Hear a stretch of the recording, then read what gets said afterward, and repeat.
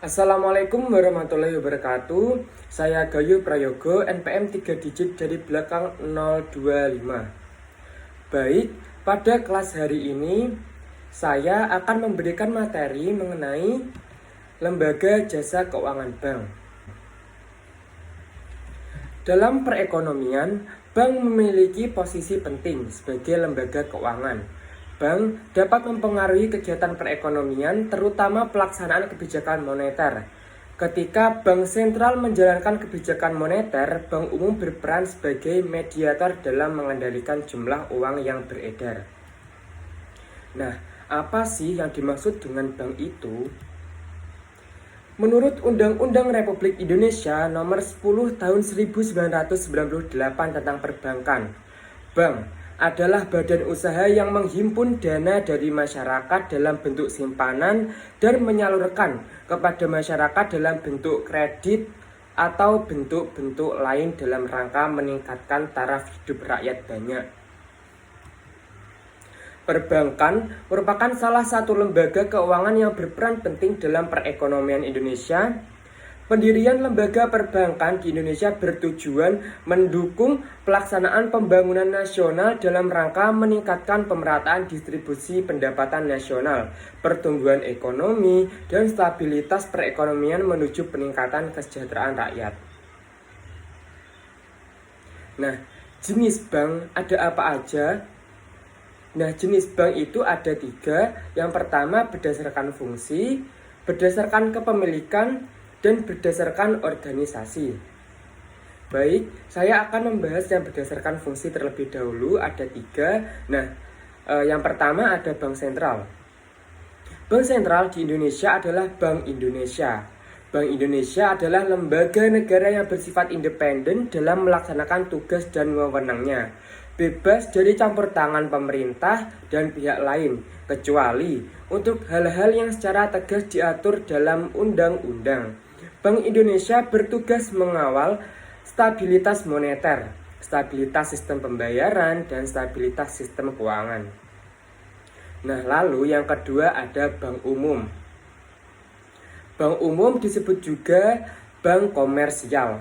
Bank Umum melakukan beberapa usaha antara lain menghimpun dana dari masyarakat dalam bentuk simpanan berupa tabungan, giro, deposito berjangka, sertifikat deposito, dan lainnya. Lalu menyalurkan dana kepada masyarakat berupa kredit serta melancarkan transaksi perdagangan dan peredaran uang. Nah, yang ketiga ada Bank Perkreditan Rakyat.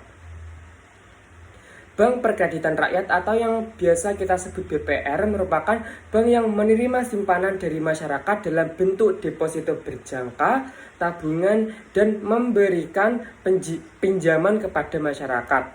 Kegiatan usaha BPR dapat dilakukan secara konvensional atau syariah. Nah, lalu yang berdasarkan kepemilikan ada 2. Nah, yang pertama yaitu bank pemerintah. Bank pemerintah merupakan bank yang akta pendirian dan sebagian besar modalnya dimiliki oleh pemerintah. Bank pemerintah melakukan kegiatan usaha berdasarkan instruksi, perintah, dan kebijakan pemerintah. Nah, bank pemerintah sendiri ada 2 macam, yaitu bank milik negara yang dikelola pemerintah pusat, yaitu contohnya seperti BRI, BNI, Bank Mandiri, dan BTN. Nah, yang kedua yaitu berdasarkan bank negara yang dikelola pemerintah daerah. Contohnya Bank Sumatera Utara, Bank DKI Jakarta, Bank Jawa Tengah, Bank Jatim, Bank Jawa Barat Banten, dan Bank Papua. Nah, lalu yang selanjutnya bank swasta. Bank swasta merupakan bank yang modalnya dimiliki perorangan atau swasta nasional ataupun asing. Nah, bank swasta ini macamnya ada 2. Yang pertama, bank swasta yang modalnya dimiliki perorangan atau swasta nasional. Contohnya BCA, Danamon, Niaga, Bukopin, dan Bank Mega. Lalu bank swasta yang modalnya dimiliki perorangan atau swasta asing, contohnya Citibank, HSBC, Standard Chartered, dan lain-lain. Nah, yang ketiga, berdasarkan organisasi. Yang pertama ada Bangko Banking, yaitu bank yang memiliki cabang-cabang di daerah lain. Lalu korespondensi banking yaitu bank yang memeriksa dokumen ekspor impor dan melakukan kegiatan usaha di luar negeri. Lalu unit banking yaitu bank yang hanya dimiliki satu organisasi dan tidak memiliki cabang di daerah. Prinsip kegiatan usaha bank ada dua. Nah, yang pertama, prinsip konvensional. Bank dengan prinsip konvensional menjalankan usahanya berbasis bunga. Imbalan yang diterima pemilik tabungan, deposito, atau giro dihitung berdasarkan bunga bank. Nah, yang kedua, prinsip syariah. Bank dengan prinsip syariah menjalankan kegiatan usahanya berdasarkan prinsip syariah. Menurut jenisnya, bank syariah terdiri atas bank umum syariah dan bank pembiayaan rakyat syariah. Bank syariah beroperasi berdasarkan etika dan sistem nilai Islam, khususnya bebas dari unsur bunga atau riba. Bebas dari kegiatan spekulatif yang non-produktif seperti perjudian atau maisir, bebas dari hal-hal yang tidak jelas dan meragukan atau gharar, serta berprinsip keadilan dan hanya membiayai kegiatan usaha yang halal. Produk bank apa aja yang perlu diketahui? Ada 5. Yang pertama, simpanan atau tabungan. Macamnya ada tabungan, adalah simpanan pemilik dana yang dapat ditarik berdasarkan ketentuan tertentu yang ditetapkan oleh bank. Lalu deposito adalah simpanan pemilik dana yang penarikannya hanya dapat dilakukan pada jangka waktu yang sudah disepakati antara pihak ketiga dan bersangkutan. Lalu yang selanjutnya ada giro, merupakan simpanan dari nasabah, perorangan, atau badan usaha yang penarikannya dapat dilakukan kapan saja menggunakan cek, biliet, giro, surat perintah pembayaran lainnya, atau dengan cara pemindah bukuan.